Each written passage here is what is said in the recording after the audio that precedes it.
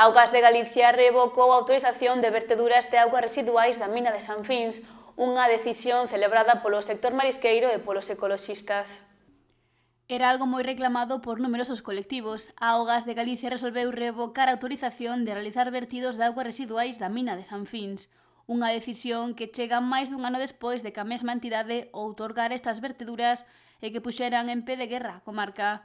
O sector marisqueiro, un dos que máis sufriría estes vertidos, celebra que non se vayan a producir logo de pelexalo durante meses. Unha parte bastante de alegría, non? E optimismo, non? Porque, bueno, estamos luchando, se levamos anos luchando sobre o tema da mina Sanfín, e, bueno, as 4 cofradías e máis os ecoloxistas e todo o mundo que apoiou, aos colectivos ecologistas todos, pois hai que darlle as gracias por entre todos facer forza, e ao final é o que dixemos nós, non, as cofradías e os ecologistas.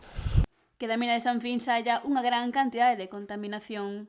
Seprona dixo que estaba as analíticas, Seprona que fixo analíticas aí no río cerca da mina, que estaba 100 veces por riba o cadmio da lei, o que establece a lei, 100 veces por riba, que é cancerígeno o cadmio, e o cobre fin tamén un porcentaje de un 30% por riba do que marca a lei.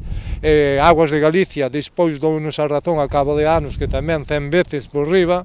A ver, está ben corregir errores, pero bueno, e depois teñen unha asignatura pendiente aí tamén que teñen que taponar a mina, porque senón hai filtración sobre 24 horas. Filtracións que seguen a emitir contaminación de metais pesados ás augas do río. Ser optimista bueno, xa que revocaron a autorización do vertido, que era 1 millón de metros cúbicos de agua contaminada, pois estamos bastante contentos o sector, non? Pero ainda non se acabou, como digo, había que taponar eso e restauralo e que non verta a ría, porque temos unha ría moi importante en berberechos quizás do mundo e bueno, a ver se a Xunta se pon as pilas e obriga a empresa a taponar eso. Xa que apunta que de continuar estas filtracións no futuro o marisco que se extraia deixaría de ser apto para o consumo. Hai moitísimos vertidos, as rías non soportan máis vertidos, as rías gallegas, tanto a Rosa como esta, como a ría de Mursa e Noia non soportan máis vertidos.